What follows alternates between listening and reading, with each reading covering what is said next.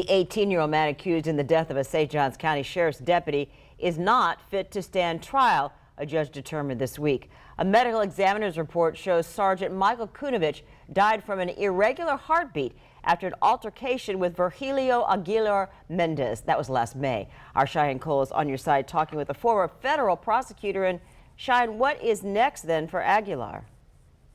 Jeannie, this is body camera video of the altercation between Kunovich and Aguilar. Judge Lee Smith ordered him to get treatment at Volusia County Branch Jail before that trial.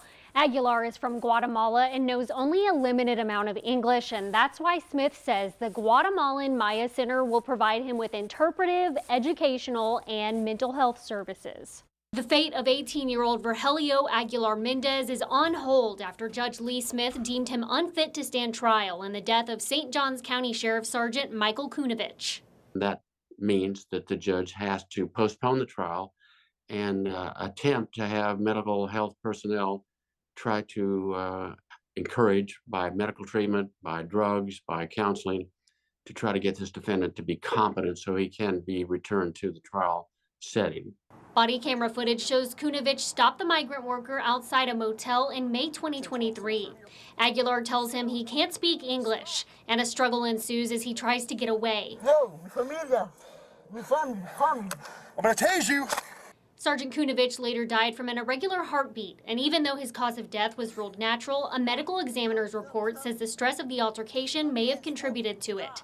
Aguilar's attorney previously filed a motion saying he could not assist in the defense's preparation, appreciate the nature of the charges, or understand the legal process. A forensic psychologist and neuropsychologist also testified for the defense at a recent competency hearing.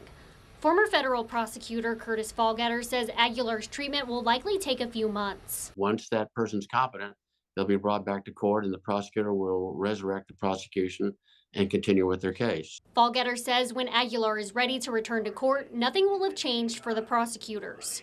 The government will have to convince the jury that a natural cause of death by a gentleman who lost his life in the line of duty can be attributed to the criminal actions of the defendant. Aguilar faces up to 30 years in prison, up to 30 years probation, and $10,000 in fines for aggravated manslaughter of an officer. We reached out to his attorney for comment on this story, but did not get a response. Reporting live in studio, Cheyenne Cole, First Coast News, on your side.